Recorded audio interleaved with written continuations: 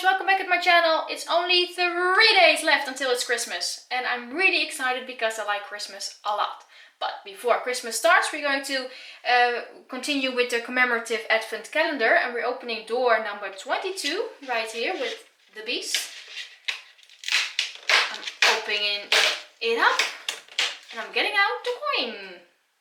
And the coin is from Beauty and the Beast, and this one is really pretty. Look at all the detail. You have the castle in the back and the book and Mrs. Potts and Chip and Belle and lots to see here. Great coin. We already got a Beauty and the Beast one which had Lumiere and Cogsworth. So now we're just going to talk about this pin.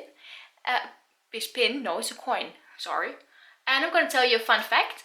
And the fun fact is about a sign. When Maurice, Belle's father, is lost in the woods, he shines light on a sign, and it's really hard to read, but one of the signs says Anaheim, and that is a nod to Disneyland, of course, which is established in Anaheim in California.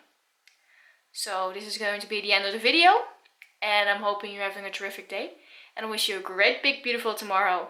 Bye guys!